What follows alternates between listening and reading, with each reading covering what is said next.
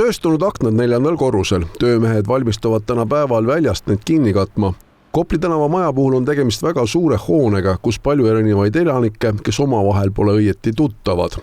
Täna varahommikul kuskil 3:30 ajal toimus siin Tallinnas Kopli ja Vasara tänava nurgal selles täiesti ilusalt renoveeritud kortermajas 4. korrusel plahvatus.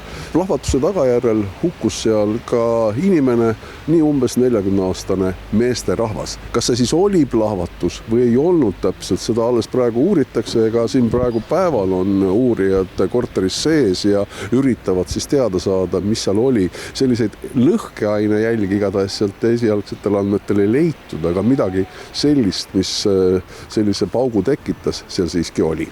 Seda, et jama oli varahommikul palju, saime kinnitust ühelt elanikult, kes soovis anonüümseks jääda. See ongi see hullumaja maja tegelikult, see on väga ilus maja ja väga armas maja ja see on väga tore ja rahulik ja... Hullumaja maja? No selles mõttes, et siin elavad mingid teatud hullud.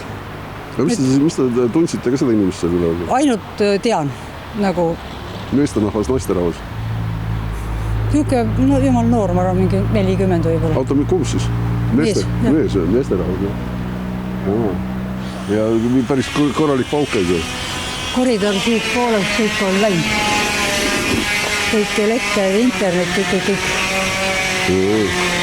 Aga soe on sees toos, ei ole? Meil on elektriküte. Ja seal üleval nüüd, kui see elektrit ei ole, siis seal pool nendel marvant ei ole. Päästetel oli tänane varahommik antud sündmusel samuti väga keeruline. Sellele väljakutsele reageeriti väga suurte jõududega. Samuti oli vaja hoonest inimesi evakueerida.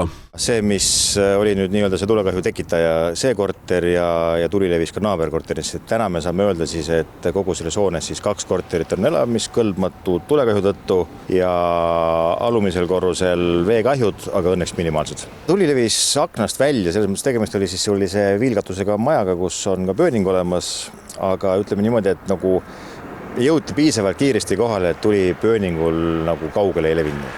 Kas siis oli hoones või selles korteris plahvatus? Tulekahju arengu koha pealt, et alati midagi paugub, alati midagi mürtsub, on ju, et see tänane see plahvatuse nagu definitsioon võib-olla on selline, et me ei saa öelda, et seal oli plahvatus enne, kui on seda politsei siis tõendanud, nii et lihtsalt väga agressiivne tulekahju oli meie jaoks. Tulekahju saadi kontrolli alla hommikul kella 5:30 paiku. Sellel aastal on tules hukkunud 4 inimest ja just viimane nädal on selles osas olnud väga traagiline.